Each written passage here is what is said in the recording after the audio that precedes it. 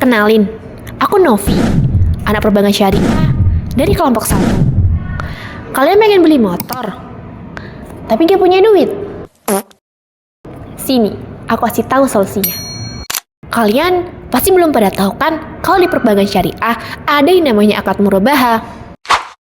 Iya, akad murabahah berdasarkan pasal 19 huruf C Undang-Undang Nomor 21 Tahun 2008 Ketentuan Perbankan Syariah menyatakan akad murabahah adalah akad pembiayaan suatu barang dengan menegaskan harga belinya kepada pembeli dan pembeli membayarkan dengan harga yang lebih sebagai keuntungan yang telah disepakati.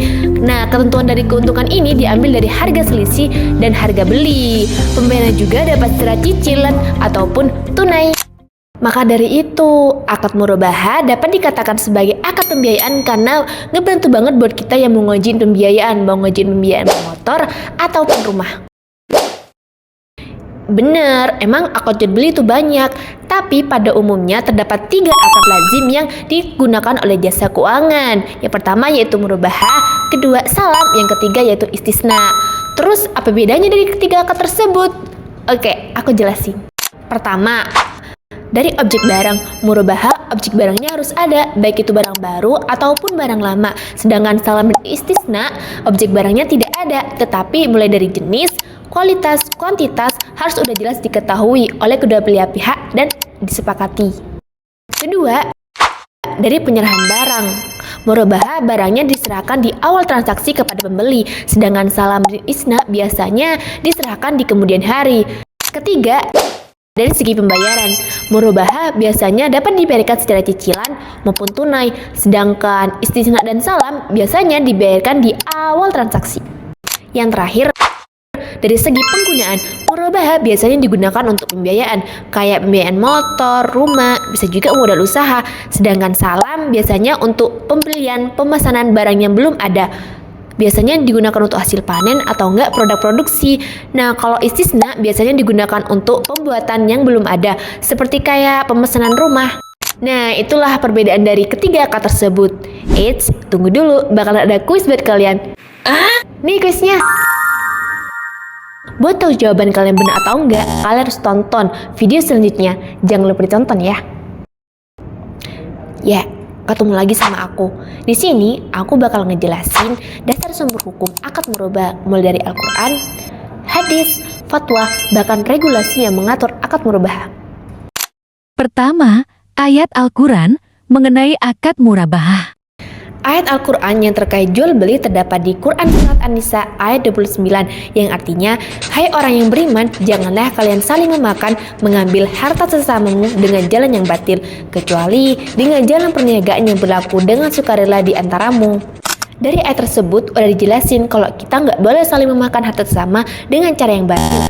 Ayat ini juga menekankan pentingnya transaksi yang adil dan bermoral dalam Islam. Akad murabahah sebagai salah satu jenis pembiayaan syariah yang sejalan dengan prinsip tersebut dengan mengedepankan transparansi dan mencegah riba. Kedua, hadis mengenai akad murabahah. Selanjutnya yaitu hadis. Hadis yang mendukung praktik murabahah yaitu hadis riwayat Al-Baihaqi dan Ibnu Majah dan dinilai sahih oleh Ibnu Hibban yang artinya dari Abu Sa'id Al-Khudri bahwa Rasulullah SAW bersabda, sesungguhnya jual beli itu harus dilakukan suka sama suka. Dari hadis tersebut menekankan pentingnya saling ridho dan kesepakatan dalam transaksi Islam. Prinsip ini sangat relevan dengan diperbolehkannya akad murabahah, yaitu suatu jenis pembiayaan syariah ini didasarkan pada akad jual beli.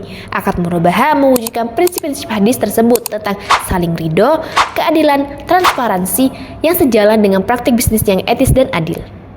Ketiga, fatwa DSN MUI mengenai akad murabahah. Fatwa DSN MUI ada banyak banget mengenai murabahah.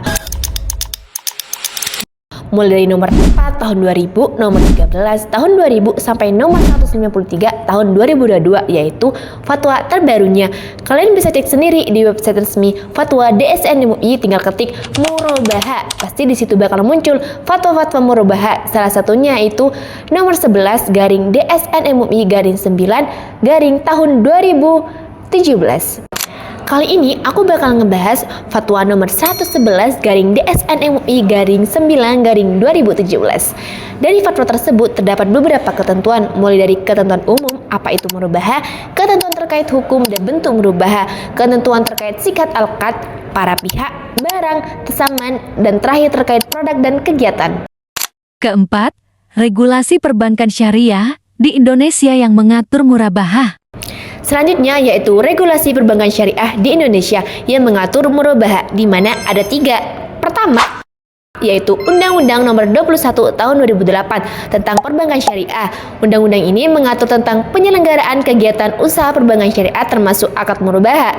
Yang kedua, yaitu Peraturan Otoritas Jasa Keuangan POJK Nomor 15/POJK/03/2013 tentang pembiayaan syariah oleh Bank Umum.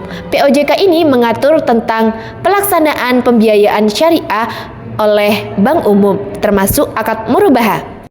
Yang terakhir, Bank Indonesia Regulation Nomor 15/3/PBI/2013 tentang penyelenggaraan kegiatan usaha pembiayaan syariah oleh Bank Umum. Peraturan Bank Indonesia ini mengatur tentang penyelenggaraan kegiatan usaha pembiayaan syariah oleh Bank Umum, termasuk akad murabahah juga. Yeps, itu yang bisa aku jelasin. Tapi tunggu dulu, ada quiz lagi. Mungkin kalian udah tahu jawaban kalian dari pertanyaan sebelumnya. Gimana nih, benar atau enggak jawaban kalian? Oke, sekarang kalian harus jawab quiz ini lagi. Nih quiznya. Gampang kan? Seperti biasa, kalian harus tonton video selanjutnya buat tahu jawaban kalian benar atau enggak. Karena jawabannya ada di video materi selanjutnya.